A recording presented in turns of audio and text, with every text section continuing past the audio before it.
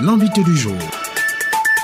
Monsieur Koné Yacouba, depuis la mise en service de ce point de débarquement de pêche à Lokodjoro, quelles sont les actions pour attirer le maximum de femmes ici? Dans les années 90, tous les pêcheurs débarquaient au port. Compte tenu de la situation, on a dit bon, ceux de la pêche artisanale n'ont qu'à débarquer où ils veulent. Donc depuis près de 25 ans, chacun débarque où il veut. 90% des pêcheurs là sont des Ghanéens. Les Ivoiriens ne sont pas trop dans la pêche. Comme c'est des Ghanéens, ils ont certaines attitudes qu'ils ont depuis plus de 25 ans. Regrouper tous ces gens-là en un seul coin, c'est pas facile. Ils ont des habitudes coutumières, ils ont des habitudes qu'ils ont depuis longtemps. Un coup, casser ça, c'est pas facile. C'est pourquoi on mène des démarches, des négociations. On est passé par les réunions, on est passé par l'ambassade pour les faire comprendre qu'ici, c'est ce que l'État a construit. Au Maroc, par exemple, en 89, je commençais avec un débarcadère. Aujourd'hui, ils sont en 67. Ça, c'est au Maroc. Et puis, c'est le Maroc qui construit ces débarcadères pour nous.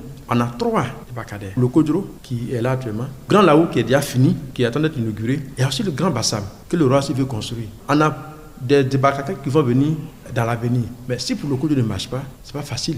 C'est pourquoi nous luttons pour que ce débarcadère puisse marcher. Des vendeuses de poissons boycottent cet espace mis à leur disposition et cela ralentit vos activités. Elles disent qu'elles ne sont pas d'accord avec leur présidente. Pendant nos négociations, elles ont dit qu'elles veulent se constituer en association. On l'a dit, au niveau du ministère, il y a un département qui s'occupe de la coopérative, des coopératives. Envoyez votre liste, envoyez nos documents. Si vous venez avec votre document, on va remettre ça à la direction. Vous allez rester ici comme les autres femmes. Elles sont venues avec la liste. Pas de liste, pas de documents. Mais elles sont quand même braquées.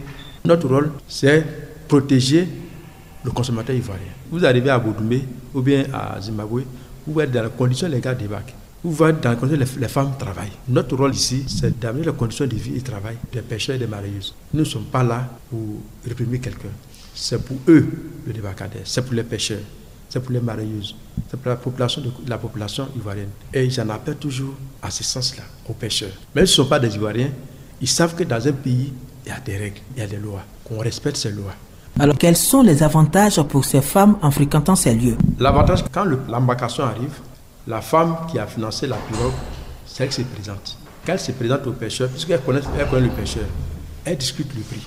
Quand elles sont d'accord maintenant, les femmes qui prennent en détail viennent s'arrêter à la halle. Quand la pirogue est débarquée, c'est qui a sa pirogue, c'est elle qui vend le poisson à ses sœurs. Et c'est quand elle finit de vendre maintenant, elle s'en va dans la suite. Pour le moment, on n'a pas encore mis des taxes. C'est vrai que c'est un truc commercial. On a déjà fait un programme dessus, mais on n'a pas encore appliqué ces taxes-là. C'est juste les petits forfaitaires pour qu'on puisse entretenir le débarcadère. C'est une structure de telle envergure, plus de 2,6 milliards d'investissements, mais il faut un entretien.